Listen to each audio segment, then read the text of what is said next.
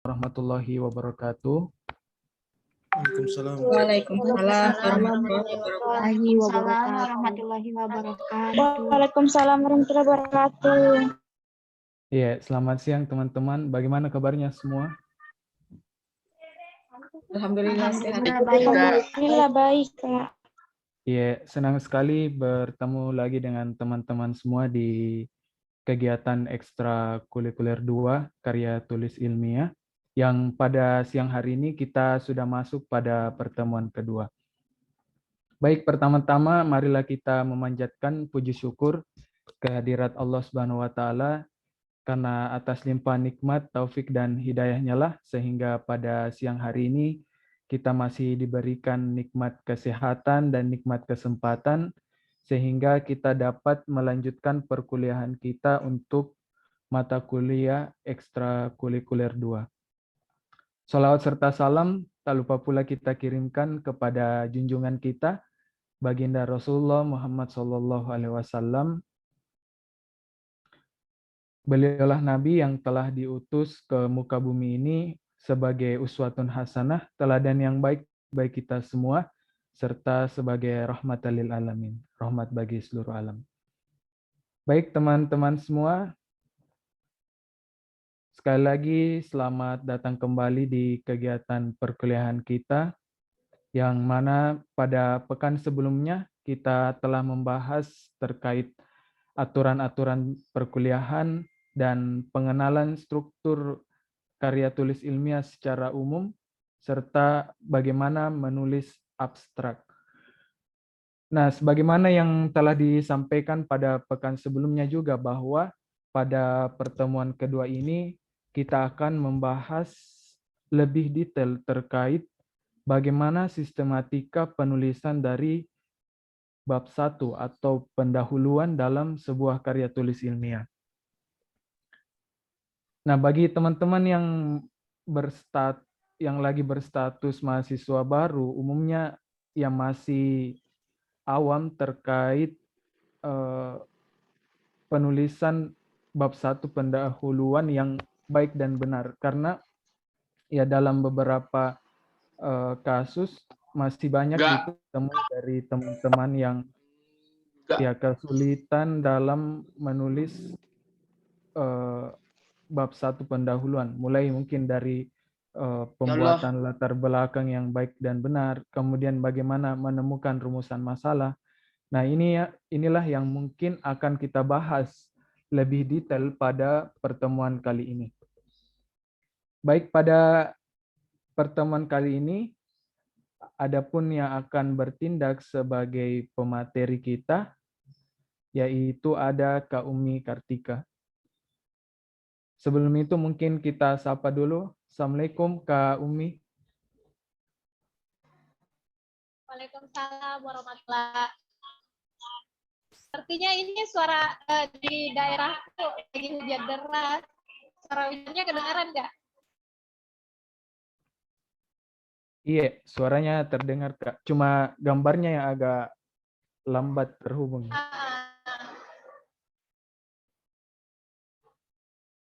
Ya, tidak apa-apa Kak. Sejauh ini masih jelas kami dengar. Bagaimana kabarnya Kak?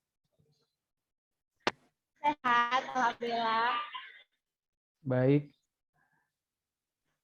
Sudah siap dong Kak untuk ngisi materi pada siang hari ini?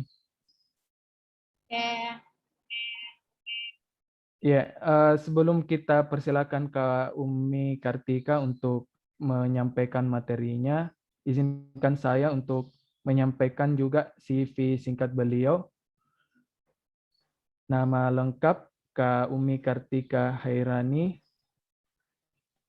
tanggal lahir 7 September 1998, alamat domisili Dusun Cilalang, Desa Balangtaroan, Kecamatan Bulukumba, Kabupaten Bulukumba. Pendidikan formal terakhir beliau sebagai mahasiswa jurusan Ilmu Komunikasi, Fakultas Ilmu Sosial dan Ilmu Politik, Universitas Hasanuddin, angkatan 2016 dan alhamdulillah telah lulus kemarin pada tahun 2020.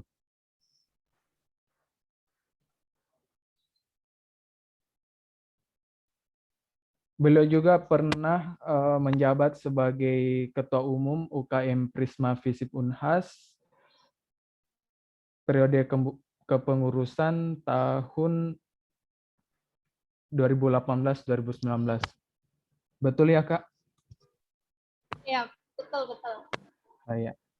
Ya, tanpa berbasa-basi lagi untuk penyampaian terkait sistematika bab 1 pendahuluan, saya silakan kepada Kak Umi.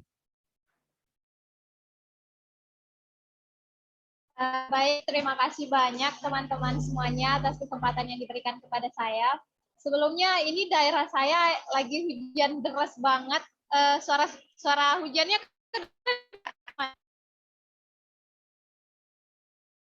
ribut di sana.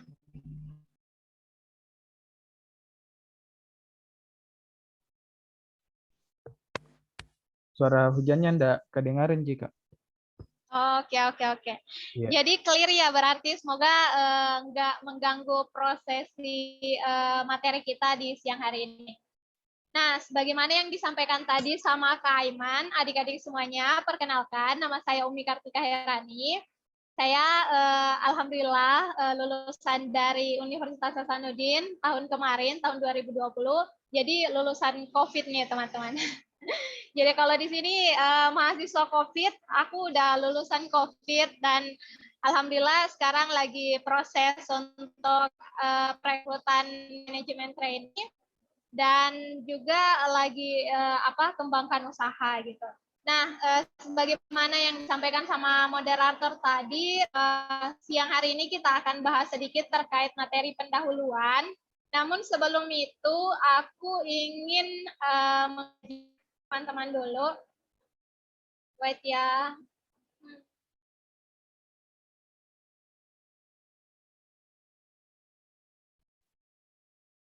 Oke. Jadi aku teman-teman kita sama-sama baca doa sebelum belajar karena seyogyanya seiring bertambahnya usia kita dan seiring dengan bertambahnya ilmu, apalagi sekarang kita sudah jadi mahasiswa, kadangkala baca doa sebelum belajar itu kayak kebiasaan yang sudah hilang. Padahal kan waktu SD, waktu TK itu setiap kita mau belajar ya tentunya kita awali dengan baca doa. Tapi seiring dengan ilmu yang semakin bertambah, rasanya membaca doa, memohon ridho dari sang pemilik ilmu itu seringkali terlupakan sama aku, sama teman-teman yang lainnya juga. Jadi marilah kita mengawali pertemuan ini dengan membaca sebelum belajar sesuai dengan keyakinan masing-masing. Robbi zidni ilman warzuqni fahma, ya Allah tambahkanlah ilmu aku pemahaman yang baik. Baik. Selanjutnya, sebagaimana yang tadi disampaikan bahwa aku akan membawakan materi terkait bab 1 pendahuluan, namun aku mau reminder sedikit teman-teman terkait struktur gambaran struktur karya tulis itu seperti apa sih? Mungkin juga Aiman dan teman-teman Prisma sudah menyampaikan ini di meeting sebelumnya, bahwa secara garis besar, struktur karya tulis ilmiah itu terdiri atas 5 bab. Jadi ada bab 1 pendahuluan, ada tinjauan pustaka, metode penelitian, hasil dan pembahasan, serta kesimpulan dan saran. Nah, di pertemuan ini kita fokus dulu nih membahas bab yang pertama, bab yang paling dasar, yaitu bab pendahuluan. Gitu.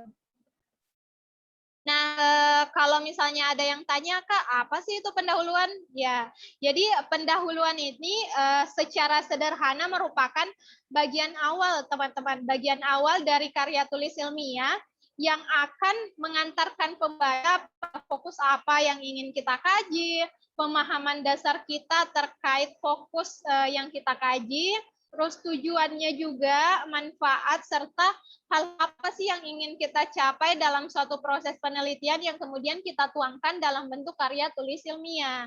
Nah, itulah sedikit penjelasan terkait pendahuluan itu apa. Di sini saya sedikit mencantumkan juga pendapat dari Wilkinson, tapi secara garis besar sebenarnya sama aja sih. Pendahuluan ya gambaran awal terkait penelitian yang ingin kita lakukan, terus juga gambaran tentang tujuan yang ingin kita capai dan rumusan masalah yang ingin kita kaji dalam penelitian yang kita lakukan gitu. Nah, mengapa kemudian pendahuluan ini penting? Karena pendahuluan ini adalah salah satu hal yang menjadi kesan pertama dari pembaca KTI-nya teman-teman. Jadi karena pendahuluan ini merupakan bagian awal setelah abstrak tentunya, bagian pendahuluan akan memberikan kesan pertama kepada pembacanya adik-adik. Jadi kalau misalnya adik-adik mau memberikan kesan yang positif, tentu bagian pendahuluan ini harus menjadi perhatian yang tidak bisa lepas dari teliti tidaknya kita dalam menyusun pendahuluan ini. Jadi kalau misalnya orang membaca pendahuluan kita itu sudah ada gambaran kira-kira pemahaman penulis terkait penelitian yang kaji seperti apa, kualitas penelitiannya bagaimana, gaya kepenulisannya seperti apa, urgensi penelitian adik-adik terkait dengan fokus kajiannya, dan validitas serta kesimpulan yang akan teman-teman bahas nantinya di selanjutnya. Jadi pendahuluan ini adalah pengantar dan yang akan memberikan kesan pertama kepada para pembacanya teman-teman. Nah, pendahuluan misalnya tidak jelas, tidak terorganisir, atau memiliki banyak kesalahan, itu tentunya akan memicu timbulnya kesan negatif dari para pembaca. Sedangkan kalau misalnya pendahulunya teman-teman ringkas, menarik, mudah dipahami, kemudian juga memiliki gaya penulisan yang oke, maka pendahuluannya teman-teman bisa dibilang berhasil untuk menarik perhatian para pembacanya teman-teman. Gitu ya terkait dengan mengapa pendahuluan itu penting. Nah, selanjutnya di pendahuluan ini terbagi atas 4 poin teman-teman. Secara garis besarnya 4 poin, tapi kadangkala ada yang menggabungkannya menjadi 3 poin, yaitu latar belakang, rumusan masalah, tujuan, dan manfaat. Biasanya tujuan dan manfaat ini digabungkan, tapi biasa juga tujuan dan manfaat ini dipisah. Jadi secara garis besar ada 4 poin yang menjadi bagian inti dari pendahuluan yang harus teman-teman susun nantinya. Nah, terkait dengan poin pertama, latar belakang. Kak, apa sih itu latar belakang? Jadi latar belakang ini adalah informasi yang berisi alasan mengapa kemudian masalah ini teman-teman teliti dan kenapa kemudian masalah ini teman-teman angkat dalam bentuk karya tulis ilmiah. Jadi latar belakang ini akan menjawab pertanyaan terkait masalah apa yang dikaji, mengapa permasalahan ini penting dan menarik untuk diteliti, serta data yang mendukung argumentasi dan penelitian sebelumnya gitu. Nah, untuk menyusun latar belakang teman-teman, biasanya buat storyboard dulu. Jadi cara sederhana storyboard ini adalah kerangka belakang yang ingin teman-teman susun. Jadi kalau misalnya teman-teman mau nyusun KTI, mau nyusun latar belakang, singkirkan dulu deh pikiran untuk langsung mengetik di aplikasinya teman-teman, langsung ketik di Word.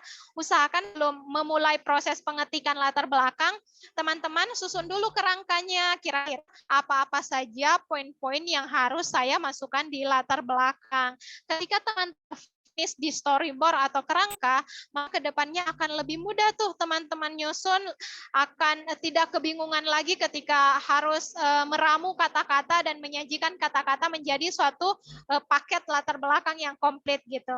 Nah, sebenarnya storyboard ini beda-beda juga sih setiap individu. Biasanya ada yang terdiri atas 4 sampai ada yang sampai 10 malahan. Ada teman aku kalau misalnya buat storyboard itu sampai 10 poin. Tapi secara sederhananya kalau aku sendiri, aku merangkum storyboard ini ke dalam 7 poin sih kalau misalnya mau nyusun KTI khususnya di latar belakang. Jadi untuk pertama yang harus ada di latar belakang itu adalah paragraf pengantar. Apa sih itu paragraf pengantar? Jadi paragraf pengantar ini adalah paragraf pertama, kalimat pertama yang teman-teman tulis pada saat penyusunan latar belakang.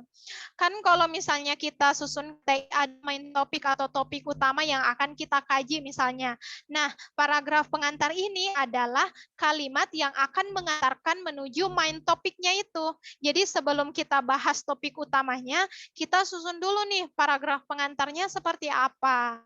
Kalau misalnya secara sederhananya gini teman-teman, kalau misalnya teman-teman bahas, contohnya ya, teman-teman bahas KTI tentang pengelolaan limbah makanan sisa gitu, makanan sisa konsumsi rumah tangga.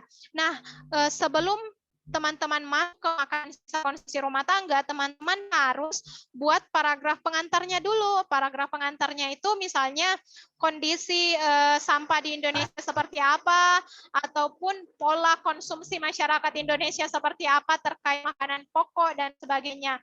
Nah, kata pengantar inilah yang kemudian mengantar ke topik utama yang akan teman-teman bahas gitu. Yang kedua, setelah paragraf pengantar, teman-teman masuk ke deskripsi topik yang akan dibahas. Jadi kalau misalnya paragraf pertamanya itu sudah mengantar ke main topik, paragraf selanjutnya itu sudah ke topik masalah yang akan kita bahas. Jadi jangan terlalu banyak paragraf pengantarnya, usahakan satu paragraf itu sudah cukup banget teman-teman. Jadi setelah paragraf pengantar langsung ke main topik atau topik utama yang akan teman-teman bahas.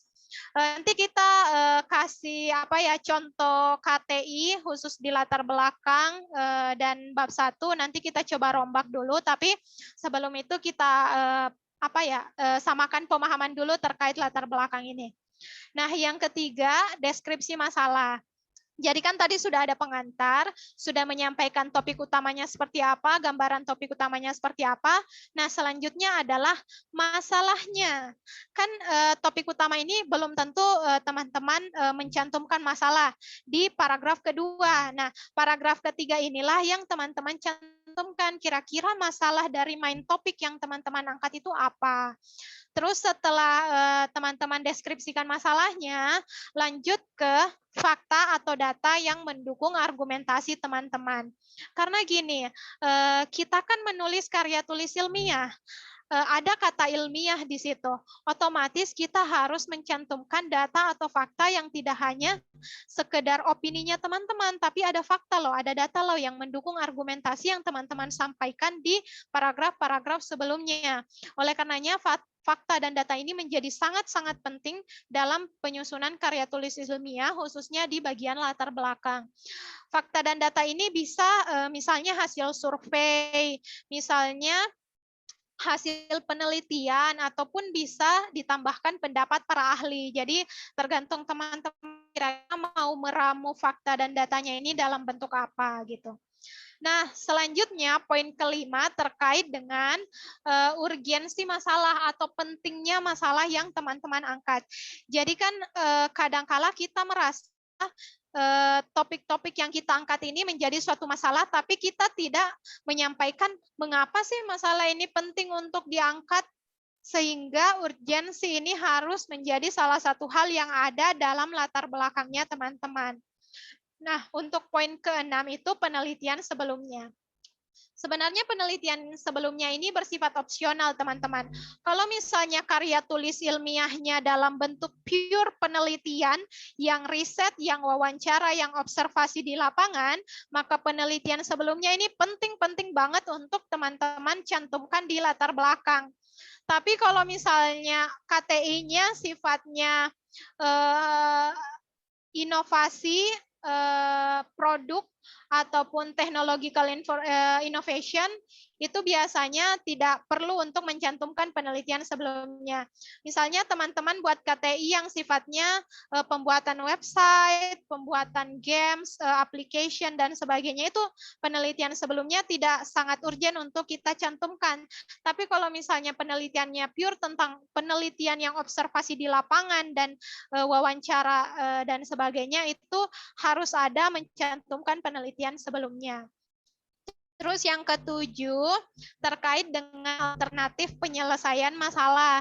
Jadi kalau misalnya sudah tadi dideskripsikan masalahnya apa, faktanya apa, kenapa penting, dan penelitian sebelumnya, maka di paragraf terakhir teman-teman harus simpulkan alternatif penyelesaian masalahnya itu seperti apa. Tentunya alternatif penyelesaian masalahnya ini berdasar pada judulnya teman-teman.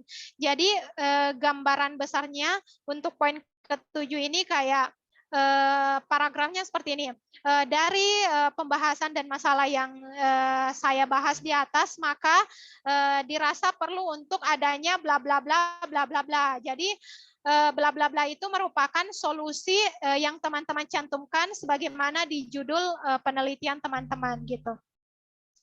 Nah, mungkin agak masih bingung ya, masih nerawang terkait dengan storyboard.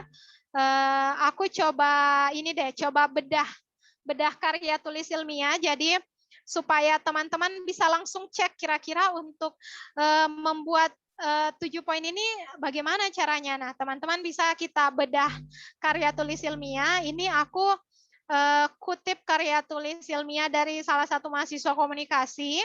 Judulnya itu Silent Reader dalam aplikasi WhatsApp di Universitas Hasanuddin, Studi Komunikasi Organisasi. Jadi ini adalah salah satu penelitian yang sifatnya pure penelitian teman-teman. Jadi melalui data yang diambil itu melalui observasi, melalui wawancara.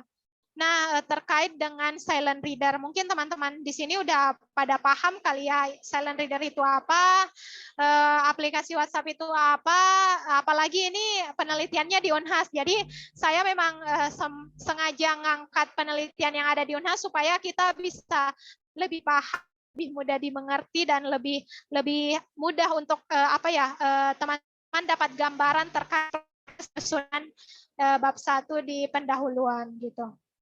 Nah, ini teman-teman. Kan tadi aku kan ada 7 poin. Kita masuk ke poin pertama dulu ya, terkait dengan paragraf pengantar. Jadi, sebagaimana yang aku sampaikan tadi, paragraf pengantar itu kan paragraf yang akan mengantarkan dan yang akan menjadi pengantar sebelum masuk ke topik utama. Jadi jangan bahas topik utama dulu, usahakan bahas yang akan mengantar ke topik utama. Jadi karena topik utamanya terkait pemanfaatan aplikasi WhatsApp, maka di paragraf pertamanya ini membahas terkait pemanfaatan teknologi. Terus ini teman-teman bisa baca, jika pada era sebelumnya masyarakat melakukan komunikasi jarak jauh berbekal pulsa melalui telepon dan SMS, maka pada sekarang ini penggunaan aplikasi pesan berbasis internet menjadi salah satu pilihan. Jadi sebelum ke aplikasi WhatsApp-nya, teman-teman bahas dulu nih, oh ternyata sekarang ada perubahan pola komunikasi dari yang awalnya menggunakan telepon dan SMS, oh sekarang sudah berbasis aplikasi yang menggunakan internet gitu. Jadi yang aku maksud paragraf pengantar seperti itu teman-teman. Tidak langsung masuk ke main topiknya, tapi mengantar sebelum masuk ke topik utamanya.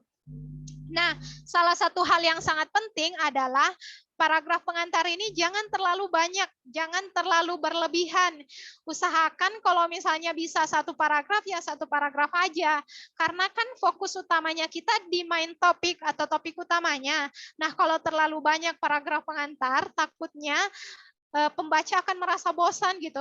Oleh karenanya teman-teman upayakan paragraf pengantar ini satu poin aja sebelum masuk ke paragraf utamanya. Nah, setelah paragraf pengantar, kita masuk ke poin kedua, yaitu deskripsi topik. Jadi di deskripsi topik ini masuk ke paragraf kedua sudah menjelaskan langsung aplikasi WhatsApp. Jadi nggak bertele-tele teman-teman. Nah di sini udah menjelaskan kan, misalnya WhatsApp itu apa, merupakan aplikasi layanan pesan gitu. Terus pengguna di Indonesia berapa, pengguna di dunia itu ada 1,5 miliar. Terus pengguna di Indonesia ada 124 juta. Mungkin salah satunya kita nih, dari 124 juta pengguna WhatsApp di Indonesia, kita juga salah satunya masuk di 124 juta itu. Jadi ini ya teman-teman, deskripsi topik ya menjelaskan tentang topik yang teman-teman angkat. Nah, setelah kita ke deskripsi ke deskripsi masalah. Kira-kira dari topik aplikasi WhatsApp itu masalahnya apa sih? Masalahnya di mana sih? Gitu. Sehingga kita masuk ke deskripsi masalah ini, teman-teman bisa baca. Sayangnya, di tengah pemanfaatan aplikasi WhatsApp yang sangat tinggi dalam berkomunikasi, muncul suatu fenomena yang disebut sebagai silent reader. Oh, ternyata masalahnya di silent reader pengguna WhatsApp-nya gitu. Jadi setelah tadi mendeskripsikan topik utamanya, kita masuk ke masalahnya. Oh ya teman-teman, untuk deskripsi topik ini juga jangan terlalu banyak. Upayakan kayak 1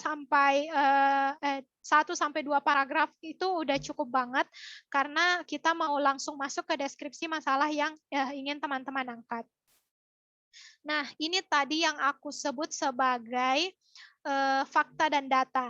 Jadi di sini kan ada dicantumkan survei terhadap pengguna WhatsApp dilakukan oleh tim Jeda.id terhadap rentang usia menunjukkan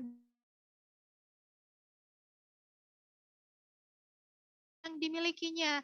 Oh, ternyata ada datanya nih.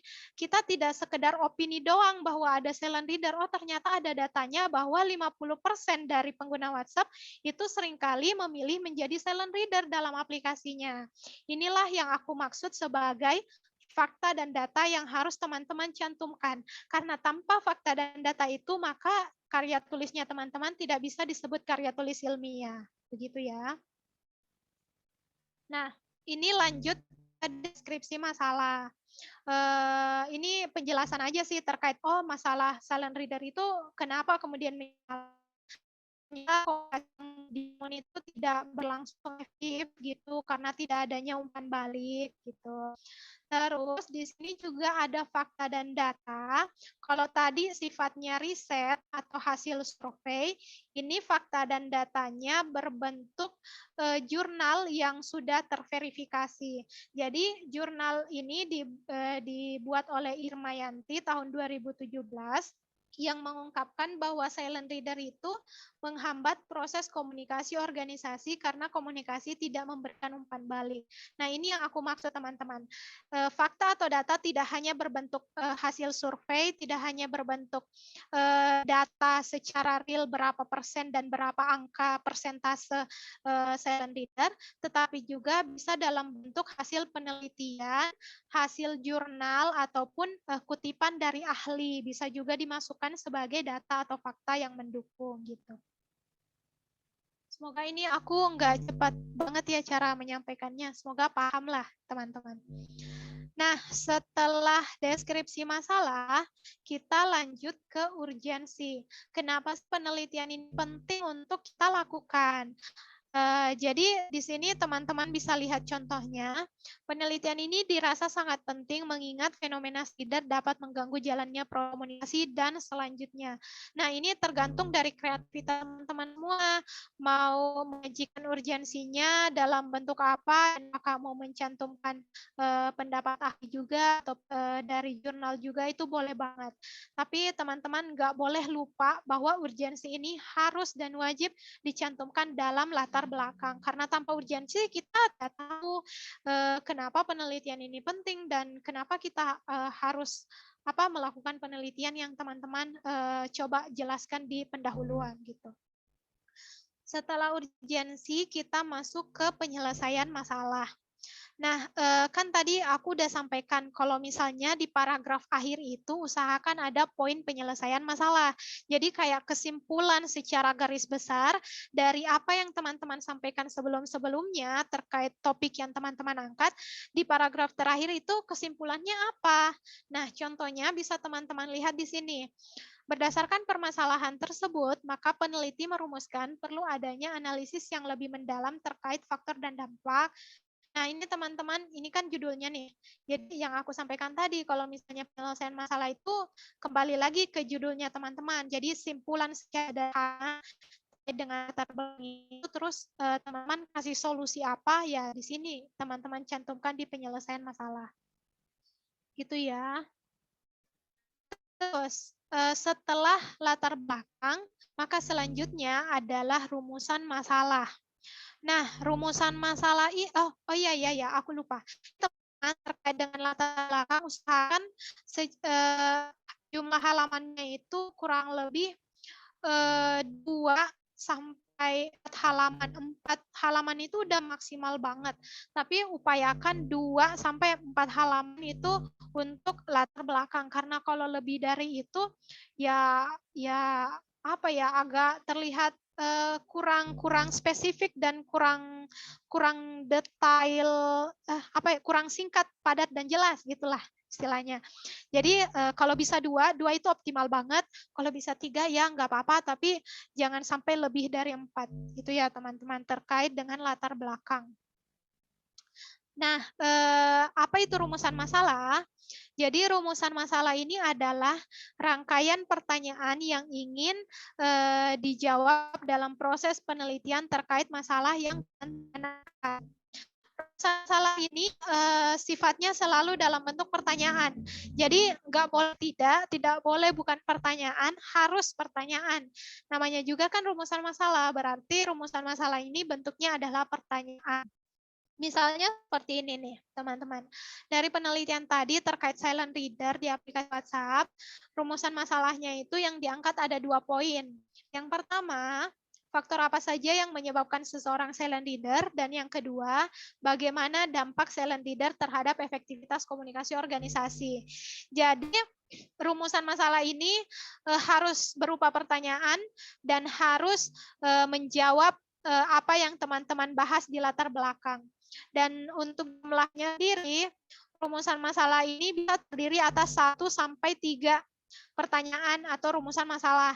Tapi upayakan jangan lebih dari itu teman-teman, karena semakin banyak rumusan masalah, semakin banyak yang harus teman-teman analisis di pembahasan, hasil dan pembahasan. Upayakan 1 sampai 3 rumusan masalah.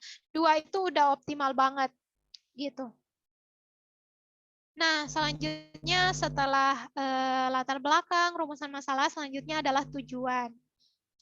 Tujuan itu apa sih? Jadi, tujuan ini adalah hal-hal yang ingin teman-teman capai dari proses penelitian dan merupakan pernyataan dari rumusan masalah.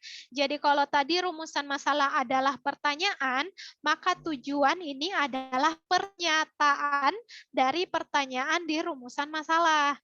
Misal nih, dari 2 rumusan masalah tadi, maka tujuannya juga ada 2. Dan itu rumus yang wajib, teman-teman. Jadi kalau misalnya rumusan masalahnya 2, tujuannya juga harus 2. Kalau 1 rumusan masalah, berarti tujuannya juga harus 1. Gitu ya. Nah, jadi tujuan ini adalah menjawab dari rumusan masalahnya tadi. Jadi kalau misalnya rumusan masalahnya apa saja faktor, maka tujuannya adalah untuk menganalisis faktor pernyataannya. Nah, kalau misalnya rumusan masalahnya bagaimana dampak, maka tujuannya adalah untuk mengetahui dampak. Gitu ya. Jadi tujuannya adalah jawaban dari rumusan masalah atau dari rumusan masalah. Jadi harus totalnya sama gitu antara rumusan masalah dan tujuan. Nah, yang terakhir adalah manfaat. Manfaat itu apa? Jadi manfaat itu adalah kebermanfaatan dari karya tulis ilmiah, penelitian yang akan atau telah teman-teman lakukan. Kan sudah ada tujuannya. Sekarang manfaatnya apa sih setelah saya melakukan penelitian ini? Apa yang bisa saya berikan? Apa yang bisa orang-orang dapatkan dari penelitian yang saya lakukan gitu. Nah, contoh manfaat ini terkait dengan penelitian terkait silent reader, manfaatnya seperti ini, teman-teman. Penelitian ini diharapkan mampu menjadi solusi dalam aplikasi WhatsApp agar mampu lebih dioptimalkan, menjadi bahan pembelajaran kepada pelaku organisasi khususnya pemimpin atau jajarannya agar bisa meminimalisir anggota yang melakukan silent reader atau pasif. Jadi manfaat itu kembali lagi dari kenapa teman-teman melakukan penelitian ini, terus setelah teman-teman melakukan penelitian apa yang bisa orang lain dapatkan dari penelitian yang teman-teman lakukan gitu. Nah, itu dia singkat terkait latar belakang. Jadi 4 poin tadi ya teman-teman. Ada latar belakang, ada rumusan masalah, ada tujuan, dan ada manfaat.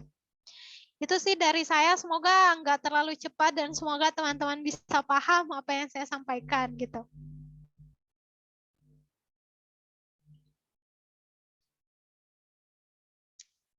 Ya Kak, boleh lanjut Kak Aiman.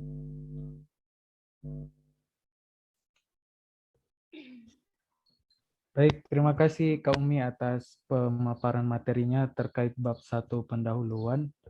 Ya, tadi sudah jelas ya teman-teman bagaimana sistematika penulisan dari bab 1 pendahuluan.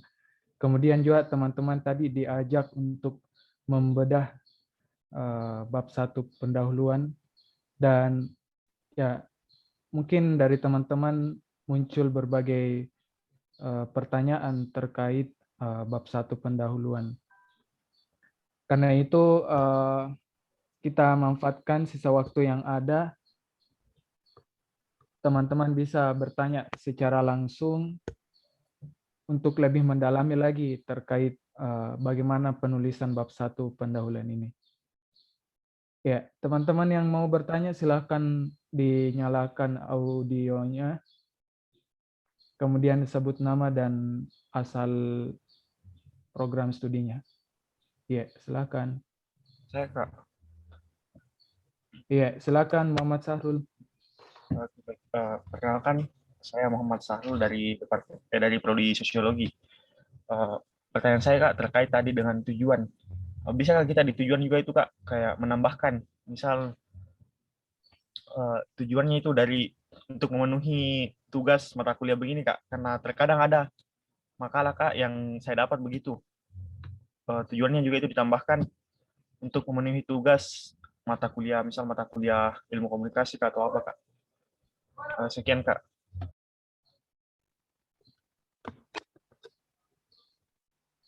Baik, terima kasih Sarul. Kita tampung dulu ya Kak. Oke teman-teman yang mau bertanya silakan.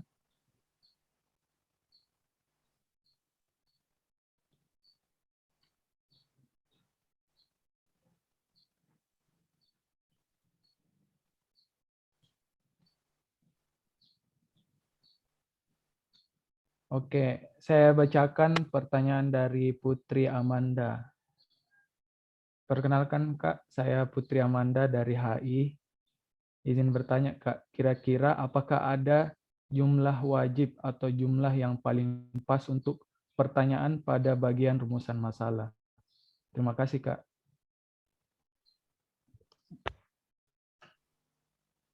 Oke, terima kasih Putri Amanda dari HI atas pertanyaannya.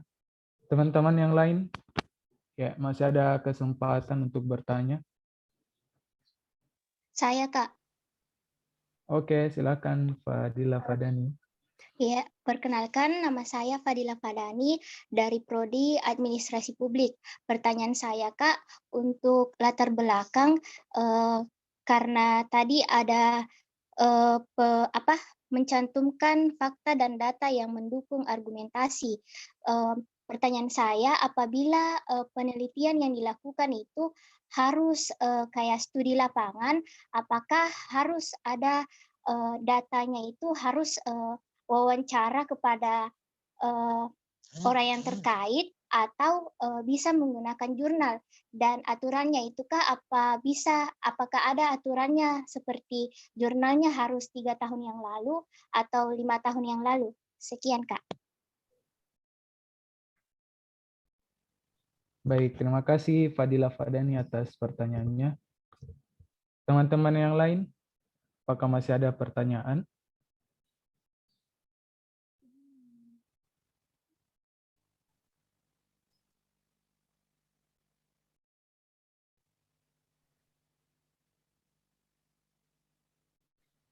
Ya, sekali lagi penting sebenarnya bagi teman-teman untuk bertanya, karena ya untuk ekskul 2 ini sudah secara sistematis teman-teman akan mengenal dari bab 1 sampai bab kesimpulan dan saran, dan kalau teman-teman tidak paham di bab 1, ya tentunya akan kesulitan untuk menulis bab-bab selanjutnya. Karena itu mungkin ya idealnya teman-teman bisa bertanya supaya bisa menjawab apa yang teman-teman permasalahkan selama ini saat menulis bab 1 pendahuluan. Ya, selanjutnya saya bacakan pertanyaan dari Arhaida Arif dari HI. Izin bertanya, Kak, apakah setiap KTI wajib memiliki struktur manfaat di dalamnya? Karena banyak juga yang saya dapatkan tidak mencantumkan manfaatnya, Kak. Makasih sebelumnya. Ya, terima kasih Arhaida Arif atas pertanyaannya.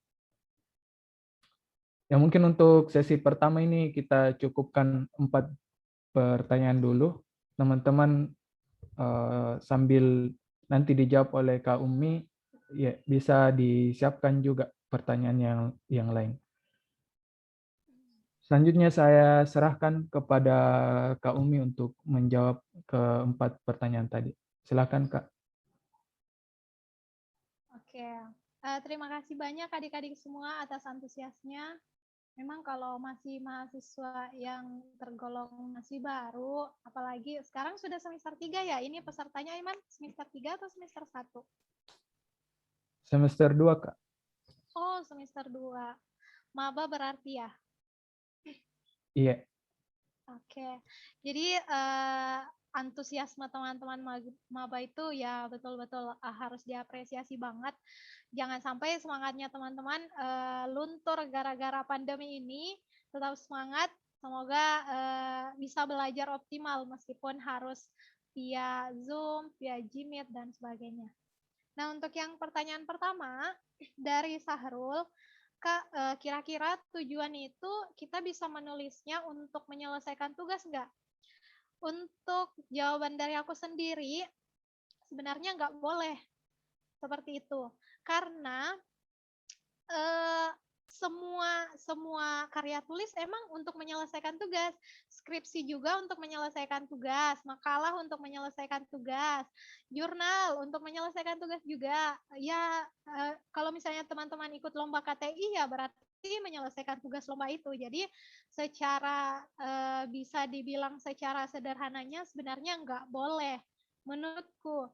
Dan itu memang sudah jadi kebiasaannya teman-teman. Tapi yang aku lihat teman-teman mahasiswa itu udah nggak biasanya udah nggak menggunakan itu lagi sebagai tujuan. Biasanya aku itu kalau misalnya pakai tujuan untuk menyelesaikan tugas itu masa-masa SMA. Kalau misalnya udah mahasiswa nggak boleh lagi teman-teman kalau misalnya buat makalah untuk menyelesaikan tugas karena siokianya semuanya memang untuk menyelesaikan tugas. Jadi kalau misalnya teman-teman mau tulis tujuan ya adalah tujuan dari masalah yang diangkat, bukan tujuan dari untuk menyelesaikan tugasnya tadi gitu. Jadi saran aku kalau boleh dihindari penulisan tujuan itu untuk menyelesaikan tugas dari dosen atau dari guru gitu. Gitu ya Sarul ya. Iya Kak, makasih Kak. Oke. Terus selanjutnya pertanyaan dari Putri, Kak, jumlah dari rumusan masalah efektifnya berapa sih? Nah, sebagaimana yang aku sampaikan tadi, rumusan masalah itu tidak ada patokan jumlah yang benar dan salah itu berapa gitu. Tapi idealnya rumusan masalah itu bisa terdiri atas 1 sampai 3 rumusan masalah.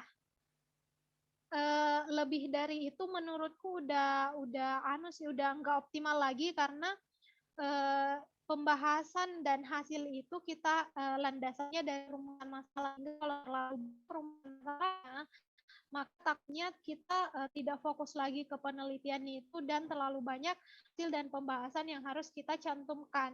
Tapi sebenarnya boleh juga lebih dari 3, tapi idealnya itu antara 1 sampai 3 gitu rumusan masalahnya. Kalau misalnya teman-teman mau pilih rumusan masalah 1 doang itu nggak masalah. Malah kalau misalnya 1 kan teman-teman bisa lebih detail dan lebih fokus ke satu masalah itu. Jadi no problem kalau misalnya mau pakai 1, 2, atau 3 rumusan masalah. Gitu ya Put. Selanjutnya pertanyaan dari Fadli ya tadi. Terkait latar belakang, itu fakta dan data yang harus dicantumkan itu harus wawancara nggak Kak? Atau boleh dari jurnal, terus syarat jurnalnya itu seperti apa? Nah, kalau misalnya data dan fakta di latar belakang, berarti itu kita belum melakukan penelitian teman-teman. Jadi dan datanya itu bukan dari hasil wawancara yang teman-teman lakukan atau bukan dari hasil survei yang teman-teman lakukan. Data dan fakta ini dari kutipan-kutipan yang teman-teman ambil ataupun survei yang dilakukan oleh orang lain atau lembaga lain yang kemudian mendukung penelitiannya teman-teman. Jadi kalau misalnya teman-teman lakukan wawancara langsung atau observasi langsung, itu tidak masuk di latar belakang, itu masuknya di hasil dan pembahasan. Begitu. Sehingga kalau misalnya memasukkan jurnal di data dan fakta latar belakang itu boleh banget, asal jangan hasil wawancaranya teman-teman. Kalau misalnya syarat jurnalnya itu, kalau aku di jurusanku di komunikasi itu biasanya dosen menyarankan 5 tahun ke belakang. Jadi kalau lebih dari itu diupayakan nggak dipakai. Tapi sebenarnya nggak ada batasan juga. Kalau misalnya teman-teman baca syarat lomba KTI ataupun kegiatan-kegiatan yang biasa diadakan sama teman-teman mahasiswa itu nggak mensyaratkan kalau misalnya jurnalnya berapa tahun, skalanya dalam berapa tahun gitu. Tapi biasanya kalau di jurusanku itu 5 tahun. Tapi upayakan teman-teman jangan juga pakai yang jurnal yang terlalu lama, misalnya tahun 1900-an, 1998. Atau tahun-tahun yang lama banget gitu, karena kan sifatnya nggak update lagi, nggak terbaru lagi, usahakan pakai yang terbaru. Tapi kalau misalnya nggak nemu yang terbaru, yang lama itu juga nggak apa-apa sih untuk dipakai, gitu ya. Terkait pertanyaan terakhir, Kak, apakah setiap KTI itu harus ada manfaat di dalamnya? Nah, itu tadi yang aku sampaikan teman-teman, tergantung dari lembaga atau siapa yang menyelenggarakan lomba KTI atau siapa yang mensyaratkan untuk menyusun KTI. Misalnya dosen nih, dosen mensyaratkan kalau misalnya tujuan dan manfaat ini harus dipisah, berarti harus kita. Biasanya juga ada yang menggabungkan teman-teman tujuan dan manfaat ke satu poin saja. Nah, itu biasanya ada juga yang seperti itu. Jadi, kalau misalnya idealnya sebenarnya harus dicantumkan karena tujuan dan manfaat ini beda ceritanya, cara penyusunannya beda, kalimatnya beda, poin yang ingin disampaikan itu beda. Jadi kalau boleh dipisahkan dan harus dicantumkan, tapi kembali lagi ke lembaga yang mengadakan dan lembaga yang mensyaratkan KTI, teman-teman nyusun KTI itu apakah harus dipisah atau boleh digabung, itu kembali lagi sih ke institusi masing-masing gitu.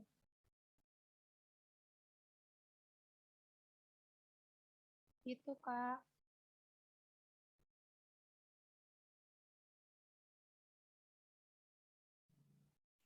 Baik, terima kasih Kak Umi atas jawabannya untuk keempat pertanyaan tadi. Ya, ucapan terima kasih juga dari Putri Amanda HI, Fadila Fadani, ADM, dan Arhaida Arif dari HI juga. Oke teman-teman, mungkin kita masih punya 5 menit untuk sesi tanya jawab. Teman-teman yang lain yang mungkin mau menyampaikan masalahnya selama ini saat diberikan tugas membuat karya tulis ilmiah, ya teman-teman mungkin bisa sharing, sekalian kita sama-sama carikan solusinya. Ya, apalagi di bab 1 ini teman-teman menjadi apa ya, sama yang disampaikan tadi Kak Umi, ketika orang lain membaca karya tulis ilmiah kita, ya bab 1 tentunya yang pertama dibaca adalah di bagian bab 1 atau pendahuluannya teman-teman.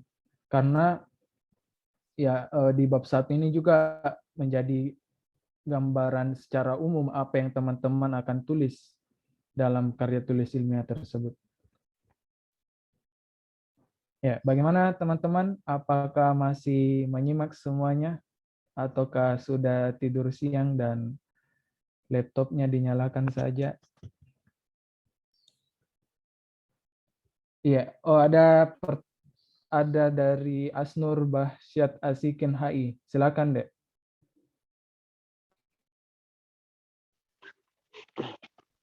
Assalamualaikum warahmatullahi wabarakatuh.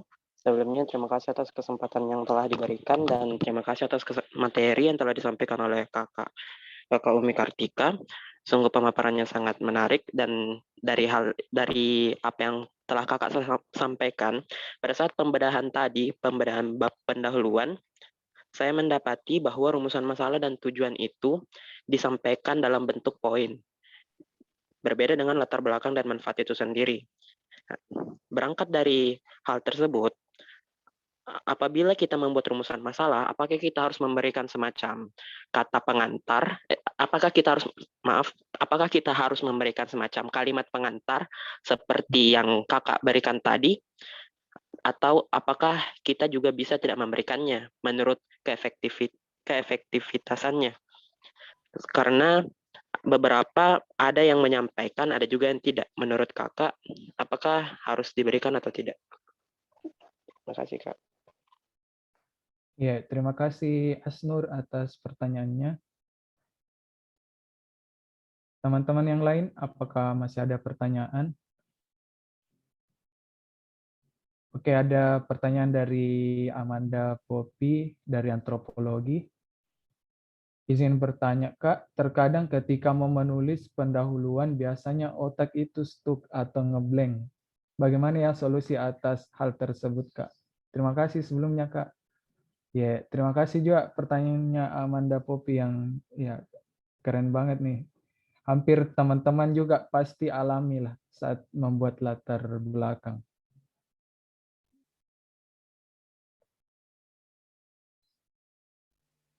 Oke, ada pertanyaan lagi dari Zidan, dari HI.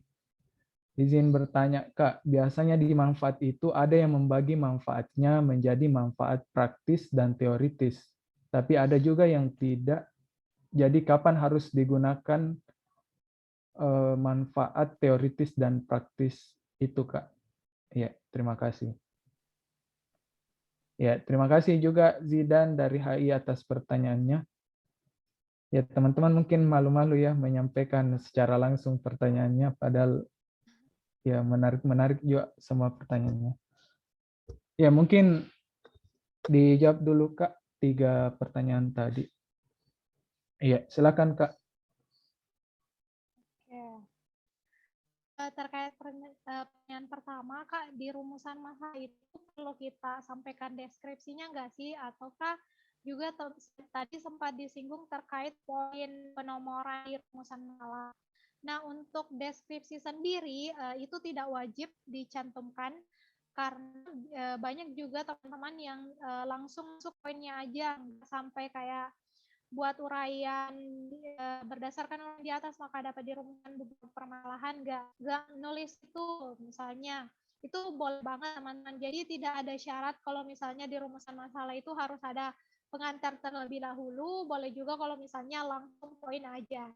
Tapi kalau misalnya rumusan masalahnya teman-teman cuma satu, berarti penulisan rumusan masalahnya nggak usah per nomor, langsung aja diparagrafkan teman-teman. Nggak usah dikasih nomor 1 gitu, rumusan masalah 1, padahal hanya 1 rumusan masalah. Jadi langsung aja diparagrafkan.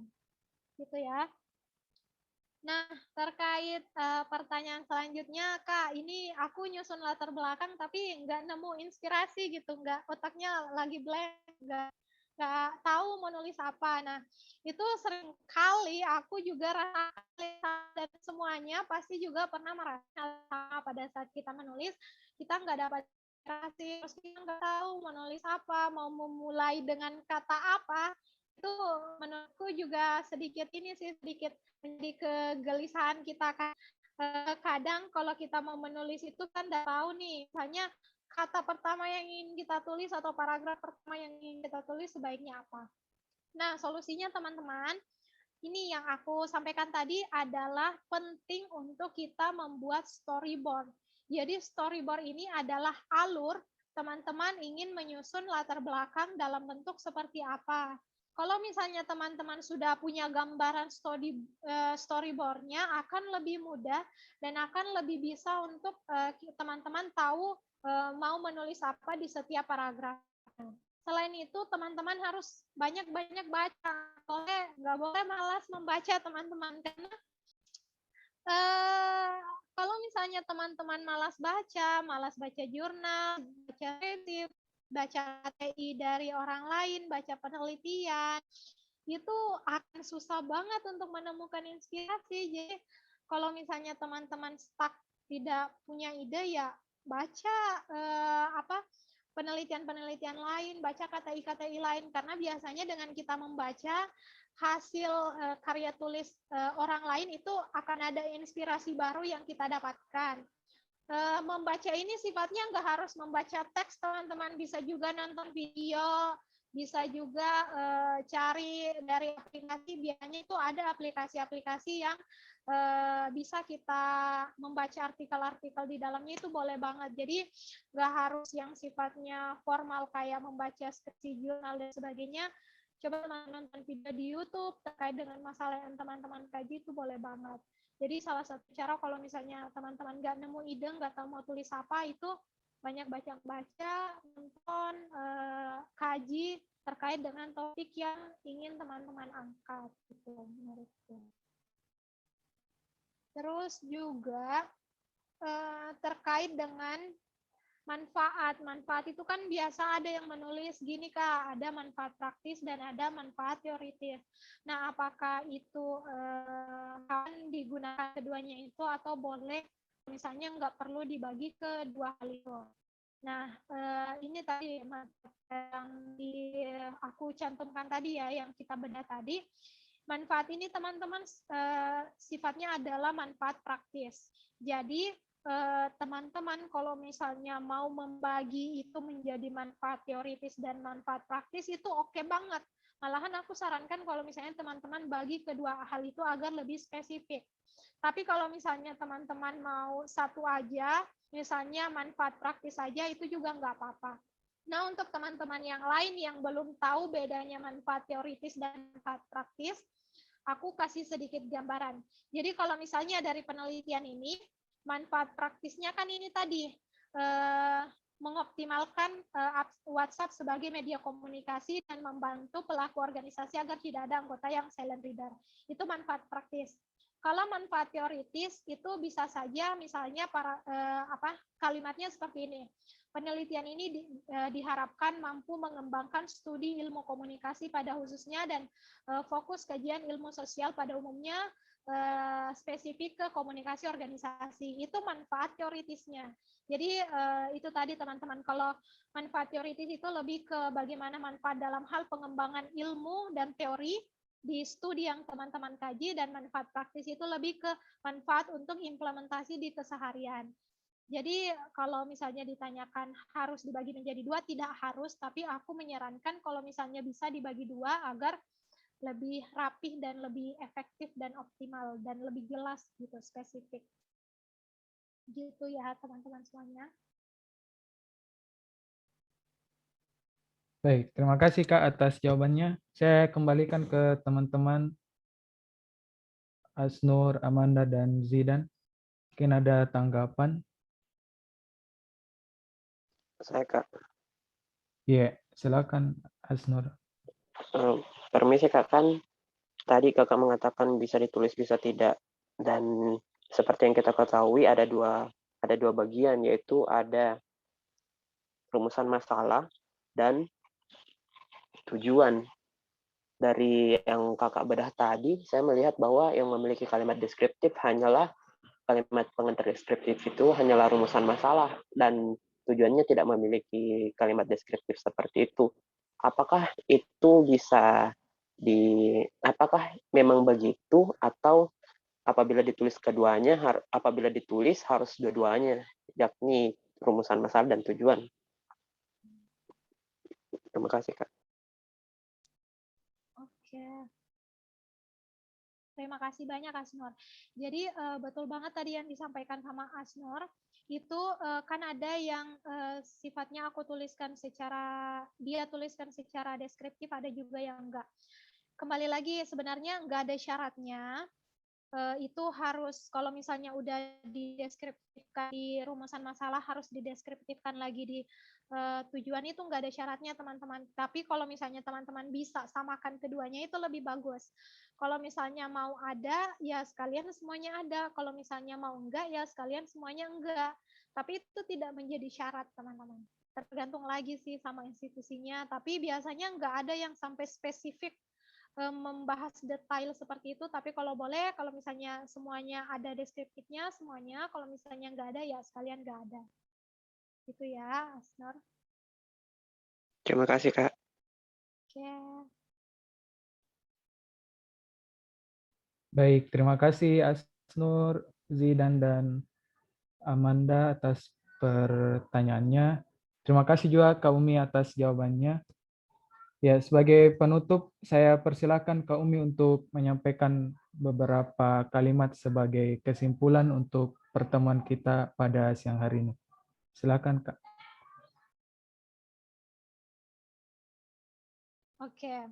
Jadi teman-teman kalau misalnya mempelajari terkait indikator kenapa kemudian teman-teman disebut sebagai mahasiswa, salah satunya adalah penelitian. Jadi akademik, keilmuan, penelitian, dan pengabdian kepada masyarakat, gitu kan istilahnya. Nah, teman-teman tidak akan selesai sebagai seorang mahasiswa kalau misalnya teman-teman tidak menyelesaikan tugas penelitian ini. Karena syarat untuk teman-teman bisa lulus adalah skripsi adalah penelitian, skripsi adalah karya tulis ilmiah, sehingga teman-teman harus mau nggak mau belajar bagaimana cara menyusun karya tulis ilmiah yang baik. Oleh karenanya, mumpung teman-teman masih maba, masih mahasiswa baru, peluang belajarnya sangat besar, beda banget sama kita dulu. Kita dulu kan belum kenal adanya istilah webinar, belum bisa ikut kelas secara nasional, secara online, kelas dari univ lain, dan akses informasinya belum seterbuka sekarang. Oleh karenanya teman-teman usahakan untuk tidak hanya belajar di kelas, misalnya kelas ekskul aja, gali potensi teman-teman dalam kepenulisan dan karya tulis di luar ini, di luar kelas ini.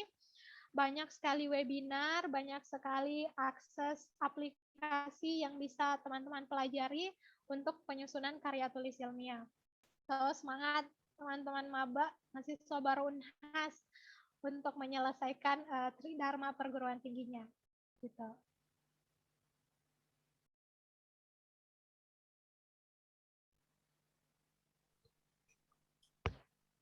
Baik, terima kasih Kak Umi atas kalimat kesimpulannya sekaligus closing statement-nya pada sesi penyampaian materi kita siang hari ini.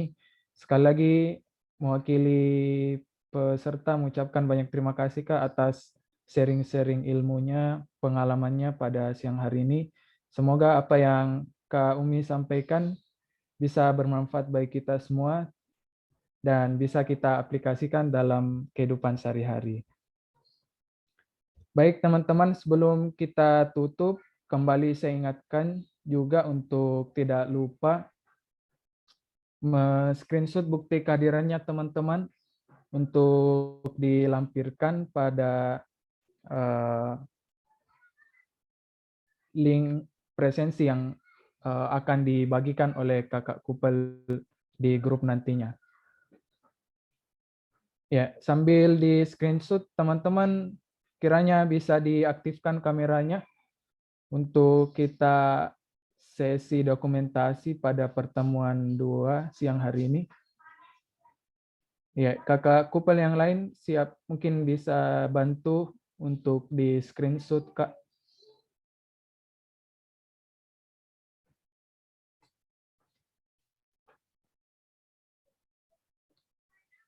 Ya, teman-teman silakan sambil di screenshot juga bukti kehadirannya kita sesi dokumentasi. Oke, saya screenshot ya. Teman-teman tolong dikasih aktifkan kameranya. Untuk halaman yang pertama, 1, 2. Halaman kedua, 1, 2.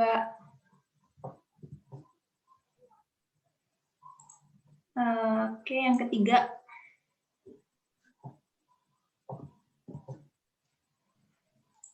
Dan yang terakhir. Oke, terima kasih teman-teman. Baik, terima kasih Kak Al atas bantuannya. Ya, terima kasih teman-teman.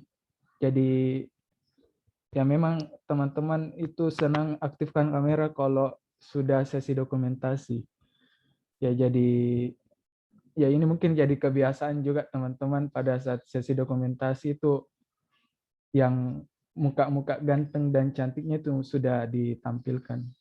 Tapi pada saat sesi materi biasanya ya tidur di depan laptopnya. Tapi saya yakin teman-teman di Ekskul 2 tidak seperti itu, walaupun tidak diaktifkan kameranya pasti menyimak dengan baik sesi pembawaan materi. Baik teman-teman juga yang nantinya menonton hasil record ini, semoga bisa bermanfaat. Dan sekali lagi teman-teman untuk